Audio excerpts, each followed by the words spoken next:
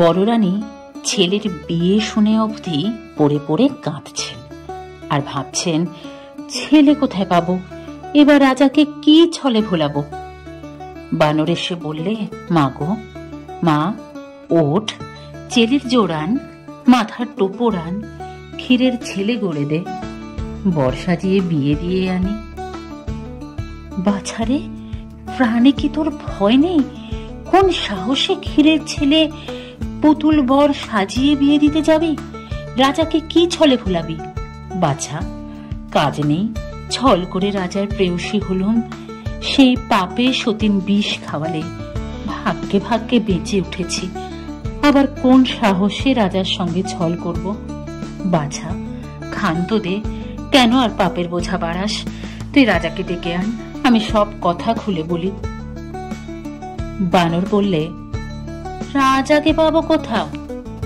দুদিনের পথ কোণের বাড়ি, রাজা সেখানে গেছেন। তুই কথা রাখ, ক্ষীরের বর গড়ে দে। রাজা পথ চেয়ে আছেন কখন বর আসবে, বর না এলে বড় অপমান। মা, তুই ভাবিস নে, ক্ষীরের পুতুল বিয়ে দিতে পাঠালি, যদি ষষ্ঠীর কৃপা হয় তবে ষষ্ঠী দাস শেঠের বাছা খুলে কোলে পাবি। রানী বানরের ভরসায় বুক বেঁধে মনের মতো করে ক্ষীরের ছেলে গড়লেন। তাকে চেলির জোর পরালেন, সোনার টোপর পরালেন, জরির জুতো পায়ে দিলেন। বানর চুপি চুপি ক্ষীরের বর পালকিতে তুলে রঙিন ঢাকা নামিয়ে দিলে। বরের কেবল দুখানি ছোট্ট ছোট্ট পা, দুপাটি জরির জুতো দেখা যেতে লাগলো। 16 জন কাহার বরের পালকি কাঁধে তুললে। বানর মাথায় পাগড়ি, কোমরে চাদর বেঁধে, নিশেন উড়িয়ে, ঢাক বাজিয়ে, আলো জ্বালিয়ে ক্ষীরের পুতুলের বিয়ে দিতে গেল। রানী আধারপুরে একলা বসে বিপদ ভঞ্জন বিঘ্ন হরিকে ডাকতে লাগলেন।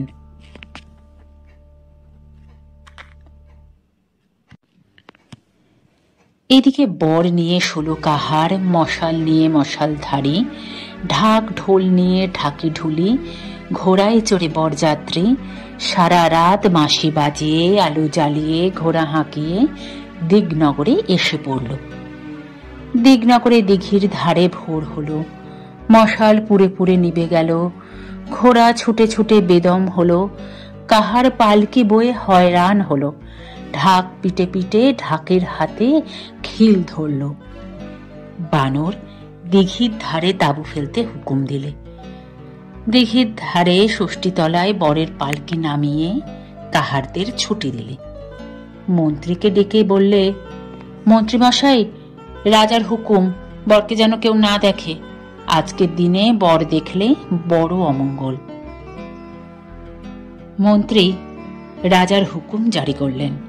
রাজার লোকজন দিঘির জলে নিয়ে রেধে বেড়ে খেয়ে তাঁবুর ভিতর শুয়ে রইল, বটগাছের দিকে এলো না।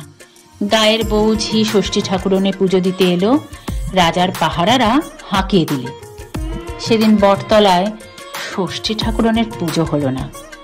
ষষ্ঠী ঠাকুরন খিদের জ্বালায় অস্থির হলেন, তেষ্টায় গলা শুকিয়ে কাঠ হলো। বানর মনে মনে হাসতে লাগলো। এমনি করে অনেক বেলা হলো, ষষ্ঠী ঠাকুরনের মুখে জলবিন্দু পড়ল না। ঠাকুরন কাঠামোর ভিতরে ছটফট করতে লাগলেন। ঠাকুরনের কালো বিড়াল মিউ মিউ করে কাঁদতে কাঁদতে লাগলো। বানর তখন মনে মনে ফন্দি এঁটে পালকির দরজা খুলে আড়ালে চলে গেল। ষষ্ঠী ঠাকুরন ভাবলেন, আপদ গেল। কাঠ ফাটা রোদে কাঠামো থেকে বার হয়ে নৈবেদ্যের ঝোলাটা কলাটা সন্ধান করতে লাগলেন। খুঁজতে খুঁজতে দেখেন পালকির ভিতর ক্ষীরের পুতুল।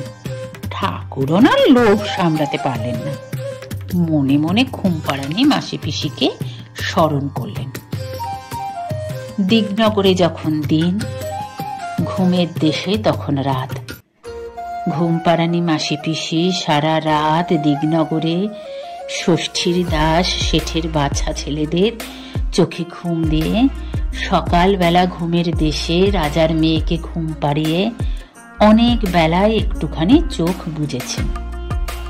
এমন সময় ষষ্ঠী ঠাকুরনের ডাক পড়ল। ঘুমের দেশে ঘুমপাড়ানি মাসি জেগে উঠলেন, ঘুমপাড়ানি পিসি উঠে বসলেন। দুই বোনে ঘুমের দেশ ছেড়ে দিগনগরে এলেন। ষষ্ঠীর প্রায় প্রণাম করে বললেন, ঠাকুরন, দিন দুপুরে ডাকছেন কেন? ঠাকুরন বললেন, বাছারা, এতখানি বেলা হলো এখনো ভোগ পায়নি। তোরা একটি কাজ কর, দেশের যেখানে যে আছে ঘুম পাড়িয়ে দে, আমি ডুলির ভেতর থেকে ক্ষীরের পুতুলটি খেয়ে আসি। ষষ্ঠী ঠাকুরনের কথায় মাসি পিসি মায়া করলেন। দেশের লোক ঘুমিয়ে পড়ল। মাঠের মাঝে রাখাল, ঘরের মাঝে খোকা, খোকার পাশে খোকার মা, খেলা ঘরে খোকার দিদি ঘুমিয়ে পড়ল। ষষ্ঠী থলায় রাজের লোকজন, পাঠশালায় গায়ের ছেলেপুলে ঘুমিয়ে পড়ল। রাজার মন্ত্রী হুকোর নল মুখে নিয়ে ঘুমিয়ে পড়লেন। গায়ের গুরু বেত হাতে ঢুলে পড়লেন। দিগনগরে যেন দিনে দুপুরে রাত এলো। মাসি পিসি সবার চোখে ঘুম দিলেন। জেগে রইল শুধু গায়ের মাঝে রাস্তার শেয়াল কুকুর, দিঘির ধারে রাজার হাতি ঘোড়া, বনের মাঝে বনের পাখি, গাছের ডালে রানের বানর, আর জেগে রইল ষষ্ঠীর দাস, বনের বেড়াল, জলের বেড়াল, গাছের বেড়াল, ঘরের বেড়াল। ষষ্ঠী ঠাকুরন তখন ডুলি খুলে ক্ষীরের ছেলে হাতে নিলেন। ক্ষীরের গন্ধে গাছ থেকে কাঠ বেড়ালি নেমে এলো, বন থেকে বন বেড়াল ছুটে এলো, জল থেকে উদ বেড়াল উঠে এলো। কোনো বেড়াল ঘরের কোন ছেলে ষষ্ঠী তলায় চলে এলো। ষষ্ঠী ঠাকুরন ক্ষীরের ছেলের 10টি আঙুল বেড়ালদের খেতে দিলেন। নিজে ক্ষীরের হাত পা, ক্ষীরের বুক পিঠ মাথা খেয়ে ক্ষীরের 2টি কান মাসি পিসির হাতে দিয়ে বিদায় করলেন। মাসি পিসি ঘুমের দেশে চলে গেলেন। দিগনগরে দিঘির ঘাটে বরযাত্রীদের ঘুম ভাঙল। গায়ের ভিতর ঘরে ঘরে গ্রামবাসীদের ঘুম ভাঙল। ষষ্ঠী ঠাকুরন তাড়াতাড়ি মুখ মুছে কাঠামোয় ঢুকতে যাবেন, এমন সময় বানর গাছ থেকে লাফিয়ে পড়ে বললেন, ঠাকুরন, পালাও কোথা? আগে ক্ষীরের ছেলে দিয়ে যাও। চুরি করে ক্ষীর খাওয়া ধরা পড়েছে, আমি দেশ বিদেশে কলঙ্ক রটাবো। মর, এ মুখ পড়া বলে কি? সসর, আমি পালাই, লোকে আমায় দেখতে পাবে। বানর বললে, তার হবে না, আগে ছেলে দাও, তবে ছেড়ে দেব, নয়তো কাঠামো শুদ্ধ আজ তোমায় দিঘির জলে ডুবিয়ে যাব। দেবতা হয়ে ক্ষীর চুরি করার শাস্তি হবে। ঠাকুরন লজ্জায় মরেই গেলেন। ভয়ে কাঁপতে কাঁপতে বললেন, বাছা চুপ কর, কে কোন দিক থেকে শুনতে পাবে? তোর ক্ষীরের ছেলে খেয়ে ফেলেছি, ফিরে কোথা থেকে পাবো? ওই বটতলায় আমার ছেলেরা খেলা করছে, ওর থেকে তোর যেটিকে পছন্দ সেটিকে নিয়ে গিয়ে বিয়ে দেখে যা। আমার বরে দুয়োরানি তাকে আপন ছেলের মতন দেখবে।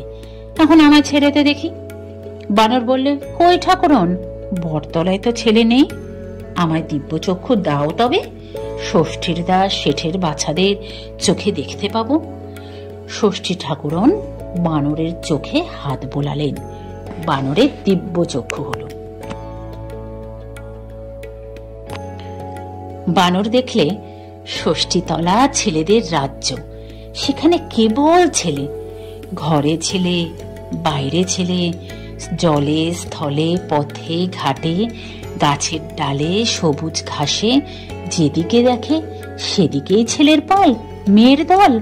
কেউ কালো, কেউ সুন্দর, কেউ শ্যামলা, কারোর পায়ে নুপুর, কারোর পায়ে কাঁকালে হেলে, কারোর গলায় সোনার দানা, কেউ বাঁশি বাজাচ্ছে, কেউ ঝুমঝুমি ঝমঝম করছে, কেউ বা পায়ের নুপুর বাজিয়ে বাজিয়ে কচি হাত ঘুরিয়ে ঘুরিয়ে নেচে নেচে বেড়াচ্ছে। কারোর পায়ে লাল জুতুয়া, কারোর মাথায় রাঙা টুপি, কারোর গায়ে ফুলদার 1,00,000 টাকার মলমলি চাদর। কোনো ছেলে রোগা রোগা, কোনো ছেলে মোটা সোটা, কেউ দস্যি, কেউ লক্ষ্মী। একদল কাঠের ঘোড়া টকবক হাগাচ্ছে, একদল দিঘির জলে মাছ ধরছে, একদল বাঁধের জলে নাইতে নেমেছে, একদল তলার ফুল কুড়োচ্ছে, একদল গাছের ডালে ফল পাড়ছে, চারিদিকে খেলাধুলো, মারামারি, হাসি কান্না। সে এক নতুন দেশ, স্বপ্নের রাজ্য। সেখানে কেবল ছুটোছুটি, কেবল খেলাধুলা। সেখানে পাঠশালা নেই, পাঠশালের গুরু নেই, গুরুর হাতে বেত নেই। সেখানে আছে দিঘির কালো জল, তার ধারে সরবন, তেপান্তরের মাঠ, তারপরে আম কাঁঠালের বাগান, গাছে গাছে ন্যাচ ঝোলা টিয়ে পাখি, নদীর জলে গোল গোল বোয়াল মাছ, কচুর বনে মশার ঝাঁক। আর আছেন বনের ধারে বনগা মাসি, মাসি পিসি। তিনি খইয়ের মোয়া গড়েন। ঘরের ধারে ডালিম গাছটি, তাতে প্রভু নাচেন। নদীর পাড়ে জন্তি গাছটি, তাতে জন্তি ফল ফলে। সেখানে নীল ঘোড়া মাঠে মাঠে চড়ে বেড়াচ্ছে। গৌর দেশের সোনার ময়ূর পথে ঘাটে গড়াগড়ি যাচ্ছে। ছেলেরা সেই নীল ঘোড়া নিয়ে, সেই সোনার ময়ূর নিয়ে, ঘোড়া সাজিয়ে, ঢাক মৃদং ঝাঁঝর বাজিয়ে, ডুলি চাপিয়ে কমলাপুরের দেশে পুটুরানির বিয়ে দিতে যাচ্ছে। বানর কমলাপুরীর দেশে গেল। সে টিয়ে পাখির দেশ। সেখানে কেবল ঝাঁকে ঝাঁকে টিয়ে পাখি। তারা দাঁড়ে বসে ধান খোটে, গাছে বসে ক্যাচম্যাচ করে, আর সে দেশের ছেলেদের নিয়ে খেলা করে। সেখানে লোকেরা গাই বলদে চাষ করে, হিরে দিয়ে দাঁত ঘষে। সে এক নতুন দেশ। সেখানে নিমেষে সকাল, পলকে সন্ধ্যা হয়। সে দেশেরই কাণ্ডই এক। ঝুরঝুরে বালির মাঝে চিকচিকে জল, তারই ধারে এক দেশে কাণ্ডই এক। তারই মাঝে এক পাল ছেলে দোলায় চেপে ছপন করে গুনতে গুনতে মাছ ধরতে এসেছে। পায়ে মাছের কাঁটা ফুটেছে, কারো চাঁদ মুখে রোদ পড়েছে। জেলেদের ছেলে জালমুড়ি দিয়ে ঘুম দিচ্ছে। এমন সময় টাপুর টুপুর বৃষ্টি এলো, নদীতে বান এলো। অমনি সেই ছেলের পাল, সে কাঠের দোলা, সে ছপন করি ফেলে দিয়ে কোন পাড়ায় কোন ঘরে, ঘরের কোণে ফিরে গেল। পথের মাঝে তাদের মাছগুলো চিলে কেড়ে নিল, কোলা ব্যাঙে ছিপগুলো টেনে নিল। খোকা বাবুরা ক্ষিপ্ত হয়ে ঘরে এলেন। মা তপ্ত দুধ জড়িয়ে খেতে দিলেন। আর সেই চিকচিকে জলের ধারে ঝুরঝুরে মাটির চরে শিব ঠাকুর এসে নৌকো বাঁধলেন। তার সঙ্গে 3 কন্যে। এক কন্যে রাঁধলেন, এক কন্যে বাড়লেন, এক কন্যে খেলেন, আর এক কন্যে না পেয়ে বাপের বাড়ি গেলেন। বানর তার সাথে তার বাপের বাড়ি এসে গেল। সেখানে জলের ঘাটে মেয়েগুলি নাইতে এসেছে। কালো কালো চুলগুলি ঝাড়তে লেগেছে। ঘাটের দুপাশে 2 রুই কাতলা ভেসে উঠল। তার একটি গুরু ঠাকুর নিলেন, আর একটি নায়ে ভরা দিয়ে টিয়ে আসছিল, সে নিলে। তাই দেখে ভোদর টিয়েটিকে এক হাতে নিয়ে আরেক মাছকে আরেক হাতে নিয়ে নাচতে আরম্ভ করল। ঘরের দুয়ারে খোকার মা খোকা বাবুকে নাচিয়ে নাচিয়ে বললেন, ওরে ভোদর ফিরে যা, খোকার নাচন দেখে যা। বানর দেখলে ছেলেটি তো বড় সুন্দর, যেন সোনার চাঁদ। তাড়াতাড়ি ছেলেটিকে কেড়ে নিলে অমনি ষষ্ঠী তলায় সে স্বপ্নের দেশ কোথা থেকে মিলিয়ে গেল। ন্যাচ ঝোলা টিয়ে পাখি আকাশ সবুজ করে কোন দেশে উড়ে চলে গেল। শিব ঠাকুরের নৌকো কোন দেশে ভেসে গেল। ঘাটের মেয়েরা দূরে শাড়ি ঘুরিয়ে পড়ে চলে গেল। ষষ্ঠীর দেশে কোনো বেড়াল কোমর বেঁধে শাশুড়ি ভোলাতে উড়কি ধানের মুরকি নিয়ে 4 মিন সে কাহার নিয়ে 4 মাগি দাসীর সঙ্গে আম কাঁঠালের বাগান দিয়ে পুটুরানিকে শ্বশুর বাড়ি নিয়ে যেতে যেতে আমতলার অন্ধকারে মিশে গেল। তেঁতুল গাছের ভোঁদরগুলো নাচতে নাচতে পাতার সাথে মিলিয়ে গেল। দেশটা যেন মাটির নিচে ডুবে গেল। বানর দেখলে কোথায় ষষ্ঠী ঠাকুর, কোথায় কে? বটতলার দিঘির ধারে ছেলে কোলে সে একলা দাঁড়িয়ে আছে। তখন বানর লোকজন ডেকে সে সোনার চাঁদ ছেলেটিকে পালকি চড়িয়ে আলো জ্বালিয়ে বাদ্যি বাজিয়ে সন্ধেবেলা দিগনগর ছেড়ে চলে গেল। এদিকে পাটলি দেশের বেয়াই বাড়িতে বসে বসে রাজা ভাবছেন, বানর এখনো এলো না, আমার সাথে ছল করলে রাজ্যে গিয়েই মাথা কাটবো। বিয়ের কনেটি ভাবছে, না জানি বর কেমন দেখতে। কন্যে মা বাপ ভাবছে, আহা, বুকের বাছা পর হয়ে কার ঘরে চলে যাবে। রাজবাড়ির চাকরদাসীরা ভাবছে, কাজ কখন সারা হবে, ছাদে উঠে বর দেখব। এমন সময় গুরু গুরু ঢোল বাজিয়ে, পোঁপো বাঁশি বাজিয়ে, টকবক ঘোড়া হাঁকিয়ে, ঝকমক আলো জ্বালিয়ে বানর বর নিয়ে এলো। রাজা ছেলেকে হাত ধরে সভায় বসলেন। কনের বাপ বিয়ের সভায় মেয়ের হাত জামাইয়ের হাতে সঁপে দিলেন। পাড়াপড়শি বরণ করলে, দাস দাসের শাঁখ বাজালে, হুলু দিলে, বরকনের বিয়ে হলো। রাজা ছেলের বিয়ে দিয়ে পরদিনই বউ ছেলে নিয়ে বাঁশি বাজিয়ে, ঘোড়া হাঁকিয়ে বানরের সঙ্গে দেশে ফিরলেন। পাটলি দেশের রাজার বাড়ি এক রাত্রিরে শূন্য হয়ে গেল। মা বাপের কোলের মেয়ে পরের ঘরে চলে গেল। এদিকে রাজার দেশে বড় রানী দুদিন দুরাত কেঁদে কেঁদে ভেবে ভেবে ভোরবেলা ঘুমিয়ে ঘুমিয়ে স্বপ্ন দেখছেন। ষষ্ঠী ঠাকুরন বলছেন, রানী উঠ, চেয়ে দেখ, তোর কোলের বাছা ঘরে এলো। রানী ঘুম ভেঙে উঠে বসলেন।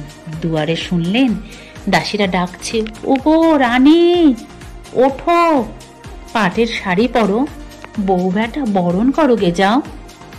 রানী পাটের শাড়ি পরে বাইরে এলেন। এসে দেখলেন, সত্যি তো, রাজা বউ বেটা এনেছে। হাসি মুখে বরকনেকে কোলে নিলেন। ষষ্ঠীর বরে দুঃখের দিন, ক্ষীরের ছেলের কথা মনে রইল না।